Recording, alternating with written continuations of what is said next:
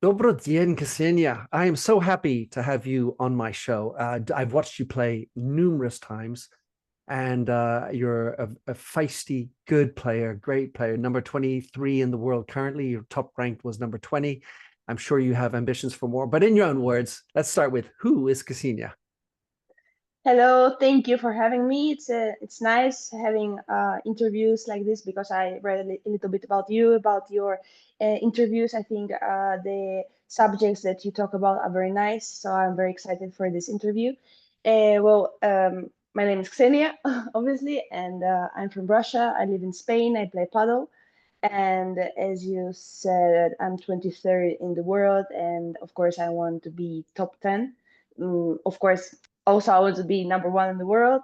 It's my goal, and we're working hard for it. So, yeah, every day I practice a lot and travel. This year we travel a lot, so it's pretty nice life. Also, it's a little bit hard because sometimes you don't get what you want, but you have to fight for it. So, yeah. Life lessons. We'll get to that perhaps a little bit. But so I mean, obviously, if you look at the top 100 women players, pros, mostly Españoles and Argentinas, and occasionally the Brazilian. And obviously, there are some other sprinklings or, Swedish and such, but a Russian player. You stand out not only because you're Russian and but also because you have to go around with a blank flag, well, at least from my angle, because I'm watching on Red Bull or whatever, and I see Ksenia blank flag. Um, First of all, congratulations for being such a good player, a non-Spanish, non-Argentinian. How on earth did you get there? How is it that you have managed to pierce in amongst all these Españoles and Argentinas? Oh, it's quite nice story because I never saw paddle as professional sport because I was playing tennis before. So I practiced in Spain, and in every club there are paddle courts. So I was playing paddle as hobby for fun. Well, even not for fun because it was so hard with all the walls and the defense, and the strategy of the game is so different from tennis. So I wasn't having so much fun because I was playing against people that are much older than me, and they were just like beating me all the time. So I was very nervous all the time. I even broke a racket once, so I didn't like it at all. But then I had to stop playing tennis, and I was working in some tennis club because I didn't want to go back to Russia because I lived in Spain for so many years and I was very comfortable. So I stayed, and I met a coach, a paddle coach, and he saw me playing tennis because in the morning sometimes I play tennis just for maintaining my shape. And he was like a little bit shocked because he didn't know that I was a professional player. So he said, "Oh my God, you work on reception, but you play very good tennis. Like, what? Tell me about your life." And I said, "Well, I was a tennis player and I stopped when I was 20, and because I didn't have enough money to travel all the year and to practice full time, I had to cut my practices. I had to cut my calendar. So it I was very nervous. I was very I was in a bad shape mentally, so I had to stop. And now I'm 24, and my goal is to earn 50,000 euros and start my tennis career again." So he looked at me in my eyes and he said, "Well, I'm sorry to tell you, but you're already very old to start to play tennis." I was like, "What? Like, you right now you're breaking my dream. Like, I work very hard every day just with my goal to get back to tennis, and now you say that I'm old. I'm 24. Like, what are you saying?" And he said, "No, no, because 50,000 is not enough. You're gonna work a lot of years as a receptionist, so it's not an option. But I can make you a top paddle player." And I said, "Paddle? I hate paddle. I don't like it. I don't feel good. I don't know how to play." And he said, "Please, let me train you for free for 1 month. I will show you everything, all the shots, everything, defense, attack, strategies, technique, everything. And if you like it, we continue." Because I feel that with my knowledge and your potential, your physics, your power, I think I can make you top 10. Or even as he said that he sold a dream to me. So he said his dream is to make me number one. And I said, "Okay, let's try." So I practiced 2 times with him. He showed me defense. Like first 2 practices were only defense exercises because he said you already can volley and you already can hit smash. So I'm not gonna show it to you. But defense, the way you move, I will show you in like 1 hour. In 1 hour, I was able to defend double wall from one side to another side. I played in forehand side, backhand side. So I was so excited because like, yay, I can turn, I can play, like I can feel the ball. And then I played the match when for first time understanding what is going on the court, and I liked it. And the way my coach Marco, he trained me, so I really enjoyed it. So I stayed, and then I played my first tournament in like I started in January. I played in July. So in 7 months, I played my first tournament, and I felt that adrenaline, that feeling in your tummy when you compete, and I felt it, and I felt how I missed this feeling, this competition feeling, and I Mm. said, "That's it. I stopped working. I'm gonna find where I'm gonna find a job where I can work half a day, so I can practice more." And that's it. Everything changed in my life. Mm. That is a lovely story. I mean, the idea of you being a receptionist Hmm. and being discovered like that, and then that pleasure of learning the walls, como la pared de su amiga. When you get to that Yeah. point where you're just comfortable, let it go, as opposed to the tennis thing. One of the things that I frequently like to talk about with the pros, especially, is that transition from tennis, because so many have come from tennis, or just like you, there was the paddle on the side, and well, why not, just for a little bit of fun, even if it wasn't that much fun for you. But then that transition. So uh, one of the things that I see so often happening is the difficulty to let those balls go by. Mhm. You're so used to wanting to attack, and if he goes by you, you're dead. So this ingrainedness. So how do you actually, what advice do you have for those tennis players who are saying, oh gosh, I don't want to let it go, I'm too nervous, I don't know how to use the walls? How do you get unwire to become a paddle player? I would say patience because I think I spent 2 years. I think yes, it's been 2 years when I was practicing, and I went to my coach and I said, I think for the first time in 2 years, I'm comfortable in the defense. I don't think about letting it pass. But first 2 years, like my first match, my first World Padel Tour match in Valencia, I think I didn't let any ball pass. I was playing tennis because I was so excited to play World Padel Tour, and I got to play on the central court, and I wanted to win so much. So I was playing everything in front of me, and I was going to the net, straight to the net. So, um, but I needed to learn to be patient because I was forgetting all the time to let the ball pass and defend from the wall, because I was like, the ball is coming, I react. I was forgetting about the wall, or even I was in the net, I was playing, and then someone make passing, and I just stopped the point, and my coach said, continue, there is a wall. I said, Here, oh, I forgot.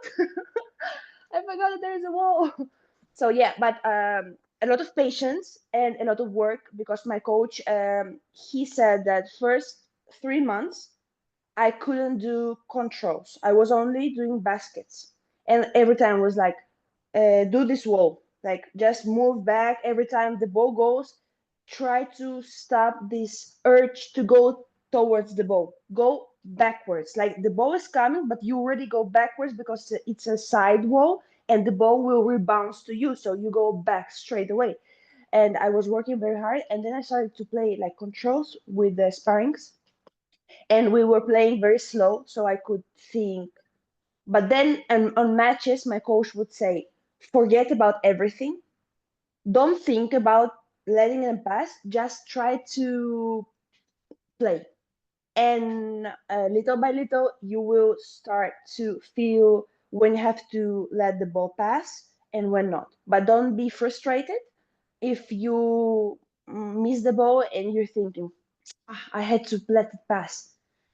He said, just the moment that you think about that you had to let it pass is good because it's working. So your brain is reconstructing itself. But Mm. yes, I think my first advice is patience and a lot of hours because it's hard. It's hard to Hmm. reorganize your brain to let the ball pass. Yeah, I talk to many people and they say, well, all I do is I watch the pros. Like, well, No, especially men. No, you can't watch men because, as we say, girls like men paddle and women paddle is two different sports. And for amateur player, I think female paddle is good because it's slower. We play more lobs. We play more tactical game, and it's like men also play tactical game, but we play slower, so it's easier to learn from girls than from boys. Boys, you can watch their match and enjoy it because there's so many things like I don't know for portraits. They go out of the La magia court. de Tapia. Yes, exactly, exactly. Like they reach the balls that you can't imagine. Like I'm gonna run. Like I said, okay, let's imagine that I go like this far to reach the ball that like smash it goes out. It's like, oh my god, it's like I don't know, 30 meters that you have to run, and then you Yep. have to do magia. But So I've seen you do it. I've seen you do it. You do it. You know how to do it. yeah, but sometimes like you like as you said that there is only one thing that's still a little bit struggling is to go out of the court. Like when I play on the forehand side, I see that the smash will go out like seconds before. So I go straight to the door, I go out of the court, and I can play. From the backhand side, I'm like, I see the Mm. door, and it's like I'm blocking myself. Like last Mm. week, I think for first time, I went out of the court and I played the ball inside the court. It was first time in 5 years. Well, that was the only time that I saw it. How funny. I did. I saw that match and I watched you do that. I was like, that's good. I mean, I was expecting you to do it. Frankly, I didn't know about your struggles. Well, it's fascinating. And so basically, I see you playing on the left most of the time. Is that Mm-hmm. accurate? And one of the challenges is for, especially for amateurs who are listening, is to think about which side should I play. Okay. Tennis players, you're right-handed, you're a tennis player, and you're tall, you're a meter 77. So you've got the overhead game naturally Yeah. coming to you. How do you decide your whether you should play left or right with another player, as forgetting the fact that it could be a left-handed player, just for another right-handed player? Of course. Like first, that my coach told me, you have to practice on both sides because you Mm, never know, and there are also so few players yet because there are so few countries that are in professional paddle. So you have to have options to play with backhand players and forehand players. So just learn both sides.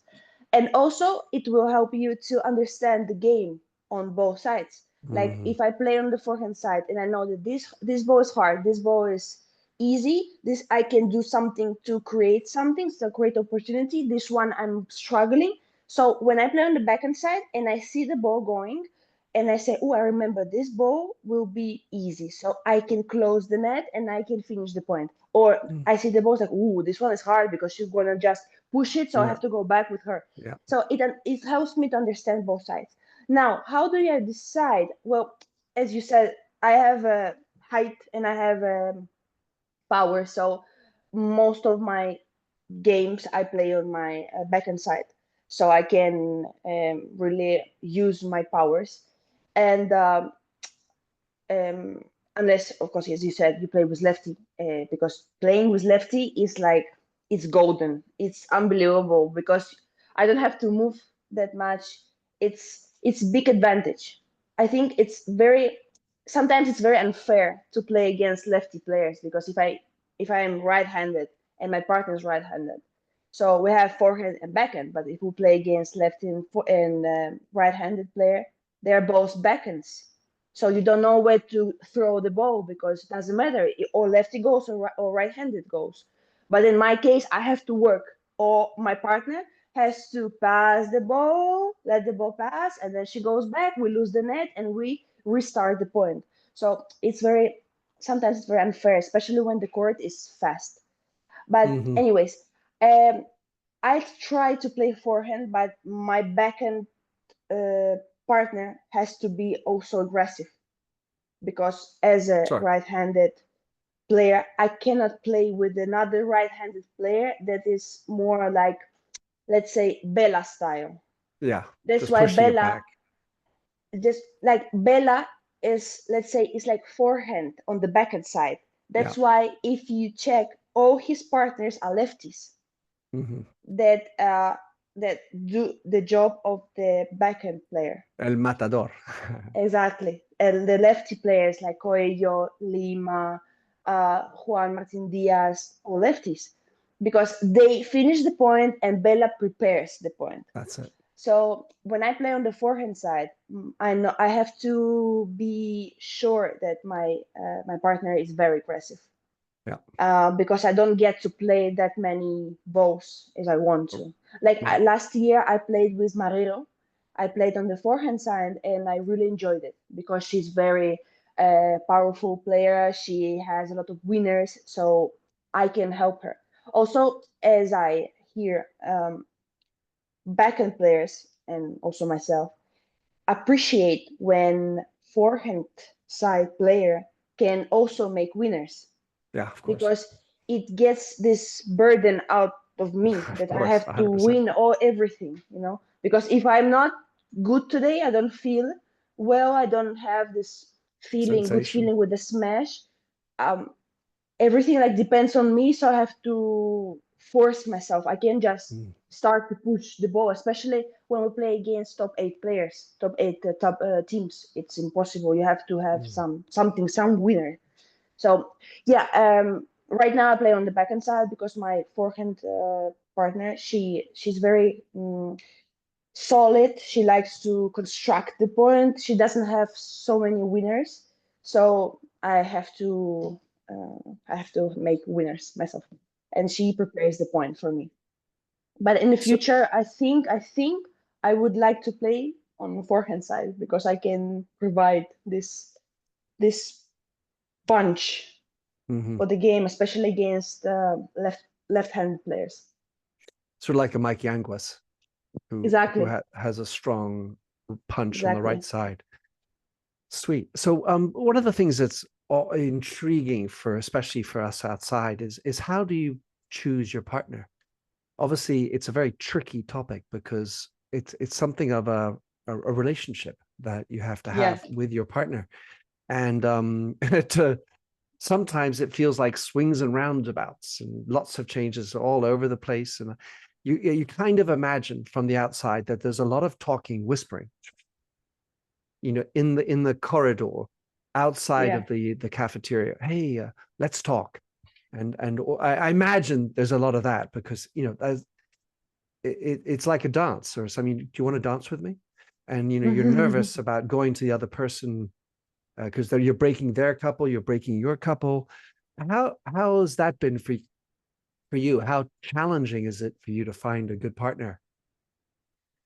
I think when you start playing, it's easier because there are more players. When I started playing qualifications, I had a lot of options. So I was, as my coach said, try not to build like a long-term relationship, work relationship, because you will change. You will change a lot because you have to explore. You have to try to play with this forehand player, always lefty one, or with this one. You have to play on the right side, on the left side. So just go and explore. You don't have to build commitment right now because you just starting playing. So unless you practice with this person and you train together and you're enjoying to play together and you can actually work things on the court because you work the same system, maybe yes, you can keep playing a lot of tournaments. But my coach said no, just go and try this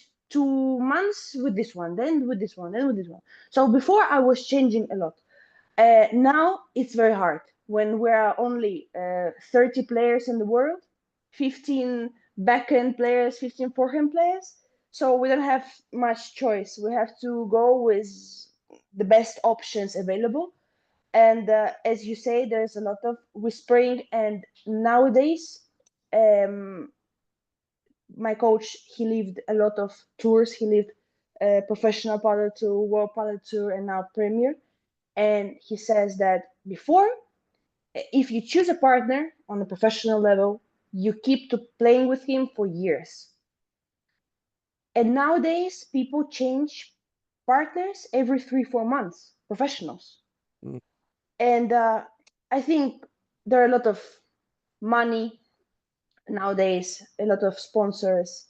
People don't have this patience. They lose patience very much. Like they lose one match that they weren't supposed to lose. They start to doing some stuff. They speak to another, to one player, another one, another one. As you said, there are a lot of times that a girl or the boy, he plays with his partner. He thinks that everything is all right, and then someone comes and he says, "Do you know that your partner is talking to this one?" It's like, why? No, yes, I heard a rumor that he's talking to this guy or this girl, and you like start feeling a little bit harsh inside, like why my partner want to abandon me if we doing well. Well, yeah, because there's a sponsor in between that will pay them more money, so they will so there are a lot of rumors like that. And from firsthand, I spoke to girls in top, and they felt this betrayal. Mm. They were very, very mad at their partners, but eventually, like year after, they had to go back and play together because there's so few players at the end. Mm. And they have to like, and you see them in social media or in public, and they're like a happy couple, Mm. but like behind the scenes they still feel this betrayal inside, and they like, you Mm. can see them to have dinner separately, or Mm. they don't get along with each other. They work great because at the end of the day they're professionals and they know what their work is, but out of the court they're like, oh, I can't stand this person. Like I felt so bad like last year with him or with her. And but they have to work like this. It's hard. It's hard. My coach said the first day that I practiced, he said, look, defense, this double wall, this chiquita shot, this lob is very easy. You know what is the hardest thing in paddle? Is to find your other half. Because he said you will struggle so much with partners. Like prepare yourself because this world is very harsh. And this is very difficult. I can only imagine. I mean, por supuesto, hablas español, pero, that which obviously helps because communication is so important. And if I had to listen to everything you said there and we just swapped in wife or husband instead of partner, I mean, as Yeah. in love match, it feels exactly the same. I mean, in Yeah, the old exactly. days, we used to get married and we lived together, married for a long time. I've been married for 30 years. But today we don't want to get married. We get married late. We want to, see what's out there.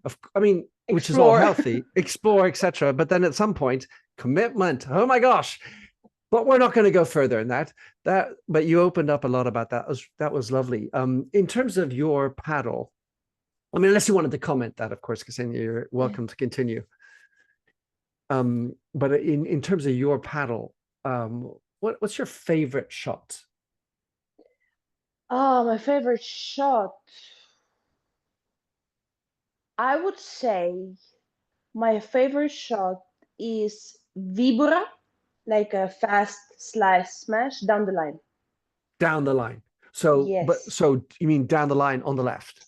on the left, exactly. Right. Well, or Vibra down the line on the right, both down the lines, Oh, right. Yeah. because I like it very much it's on the almost, right. yeah, because sometimes you can even do triple wall. Yeah. It's touch the Yeah. side wall, back wall, side wall. Comes back to, yeah, that's Yeah. what I like. So as a backhand player, when forehand player does this shot, the ball is like so next to the glass that you can't touch it. It's very tricky shot. So both sides, Vibra down the line. I love It's that. almost all the time. It's all winner. On next point, on next ball, you can do a winner. Yeah. I mean, the end of the day, I mean, of course, you know this, but we're not trying to make the winner every time. It's about sometimes setting up like Yeah, the exactly, exactly. three shots later. What about a shot that you, Ksenia, are working on? Um, lob. Mm. Lob, not because technically I do something wrong, but because I choose wrong. When to hit it. Sometimes, yeah, sometimes there's a ball that I think is good for the lob, but it's not good because it's too fast. So I hit it bad, not because my technique is wrong, but because the ball is so heavy, so fast, or the court is very slippery, or the ball is very like with a lot of slice, so I can't hit hard the ball. I can hit it right. So my lob is short, and sometimes I get frustrated and like, oh, again, short lob. Like I'm so bad. Something went wrong. I think my racket or my I don't know my grip, something. Grip. And my coach said, no, no, no, no, no. It's because this ball wasn't supposed to be a lob. You had to play hard A from like drive. a low, like drive or backhand, low to the body. And maybe next one, when the player blocks it and the ball is more comfortable, you can hit a lob. So I think this is my struggle right now, and especially against top players, when you don't choose the right ball for the lob, it gets very hard to play against them because they choose like almost every time they choose the right ball for the lob. So their Mm-hmm. quality of the lob is better than ours. That's why Mm-hmm. there is such difference. Maybe sometimes, yes, I as I say that all the time. Yeah, I make winners. Doesn't matter because if my lob isn't good and their lob is good, that's it. I'm done. I can do winners because they choose the good lob, so I'm always uncomfortable. And every time I'm in defense, I choose wrong and they make winners. So it's very important lob, and I'm working hard on it. Mm. Of course, when you play with tennis players, I just did a match this morning, and my partner was a very good tennis player. But the idea of a lob was sort of an anathema to him, not something that he Yeah. really wanted to do. Um, and what about communication? So we've talked a little bit about the idea of partnership and Hmm. and how sensitive it is off the court. I mean, frankly, I wanted to just circle back on one point, which is if it's not happening off the court, how does that partnership? I mean, you say you were pros, but how can that partnership really succeed if you've had too much bad blood in the past? I think it comes with experience because I see all the time girls from qualifications, they get so mad at their partners and they just stop playing. They can't work, they can't compete. They are not ready for this kind of situations. But top players, they're ready because they already lived it. They know what's going on and they know that this is sacrifice that have they have to make to be able to work. It's not always the same. There are couples, there are partners that are very nice friends, and they manage to keep going forward, and they trust each other, and they talk truth all the time. Like look, if someone from top 5 or top 10 calls me, be ready that I will leave you, and the partner understands. Like right now, my partner and I, Marta and I, we talked about this. Like we talked about these betrayals and people that leave for a better option, and we talked about some situations that happened to our friends and the other players. And I said, like this girl got so pissed at her partner because Delphi Brea, for example, called her partner and asked to play with her for 2 tournaments. And then when she wanted to play again with her other partner, she said, no, no, no, no, no. You went to play with Delphi, so bye bye. And I said to Marta, I don't think that it's good because for my personal uh, growth, it's good that I play with Delphi. Like if I can play with Delphi and I can do a better result, and then I go back again with my partner, we will get more points. And and she understands it. And we said to each other, like if someone from top calls us, like we are ready, that we have to accept that our partner, me or her, will play with this player, and the other one have to find another partner for 1 2 3 weeks. But it comes with I think personality, it comes with experience. and there are a lot of situations now, more level, more importance, more top players, uh, more difficult situations. But I think people try to manage it and work and live with it because there's no other option. It's this or nothing.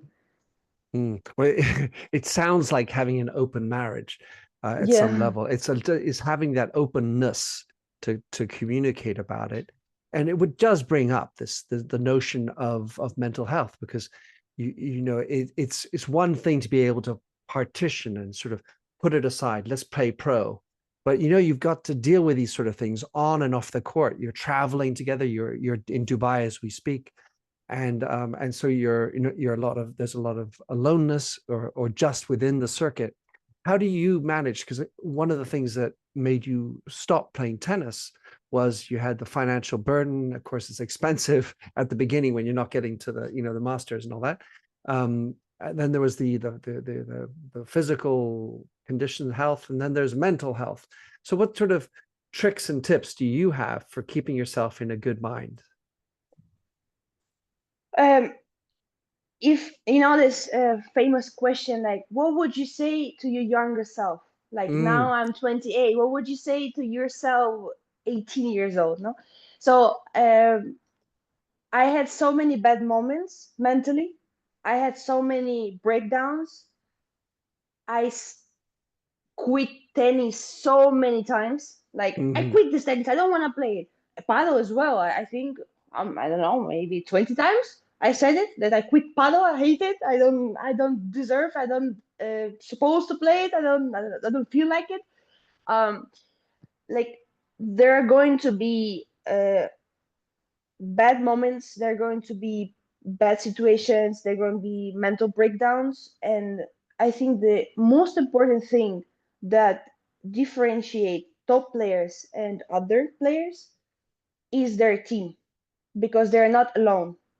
Because it looks like we play in like team. We're two, but she had my partner. She has her team, she has her family, her coach, her physical coach, uh, her psychologist, and I have my coach, I have my team, I have my friends, I have my people that support me. So every time I'm in a bad shape, I go to them. And if they're able to maintain me, then I'm able to get back on my feet and continue playing. That's what differentiates top players. Like if you go to a tournament, and by the way, if you want to come to some tournaments, I can get your accreditation so you can be with us, you know. I You would like just that. call me. You just call me. You say, Beautiful. Thank I you. would like to go to Rome or Roland Garros or something. Hmm. Okay. And if you like with players in the players room and you Hmm. see qualification level of players and first two rounds, I'm with my partner all the time because we're all alone. We don't have anyone. We have a coach, but like my coach is my personal coach. But her coach, he also have two, I think, two boys teams and one or two more girls teams. So we're Wow. like five teams that we share one coach. So it's not like Hmm. her coach, personal coach. Hmm. Like when my coach travels, he's always with us. He's only Hmm. with us. He trains with us. He all his concentration is with us. So this what I think is differentiate me from other girls that have my level, because I have my personal coach. I have a person that I can be confident with, and I know that he supports only me. Because when Hmm. I always say like, what happens if we play against your friend from the academy? What happens? Sure. Oh no, we don't get a coach. It's like so we're gonna play alone when our your coach is on the fence Hmm. looking at the match, and we're not going to be able to talk to him. No, because we play against my friend from the academy. It's like, okay. So I always prefer that my coach travels because I know that he's with me all the time.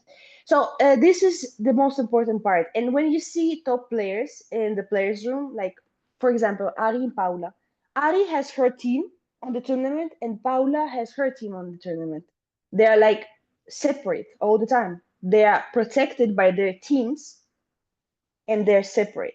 They work together and then they separate each other from each other, and they are with their team that protects them. You can see also Gemma and Delphi. They're sometimes together, but they're separate because they have their own team. Um, mm, Martita and Sofia Araujo also. Most of the time, both coaches travel, so they like separate each other. Like they Hmm. are eating in separate places, and they are like Paula and Ari. Sometimes they even practice separate. Like Ari practice with her coach, and Paula practice with her coach and Hmm. her, I don't know, some girls that she likes. So is this, and then qualification players, we just like we're supposed to stick with each other because we don't have anyone. So this is the way that top players can manage all the pressure and all the bad moments Hmm. because they are well protected. Yeah, that makes a lot of sense. And this is something, these are sort of things you don't really see from the outside. Mm. We don't see the subtlety of what you're talking about. Of course, I talk with some of my pro friends and hear about this, but that's fascinating. So just a couple more questions, if I could, Ksenia. Yeah, of course, of course. Um, for example, offline, you said that your favorite players are Gemma, Yes. TDI, and Alejandro Galan. Why these two players? So obviously they're both quite good players. They play on the left, but what is it about them that attracts them to you? I think Galan, he was the first player that I saw when I started playing paddle because my coach said, meanwhile, you work on reception. Please turn on paddle, look in YouTube for paddle matches, and watch them. And I said Gemma because right now, Gemma for me, the way she plays, it's unbelievable. The way she moves, the way she sometimes when you see on the TV, you can feel the speed of the ball, but when you see the game on the court, like live, she plays sometimes so slow but she closes all the spaces. So I like it very much about her. And she always chooses the right moment to hit the lob. She always like if she wants to put the lob on this like square meter, all lobs goes there. It's unbelievable. Like the control of the ball and the way she moves, the way she closes everything. I like it very much. So I'm always like sitting behind her and I just look how she moves. I try to copy it. But like before like my first pro paddle player that I was looking at was Marta Marrero.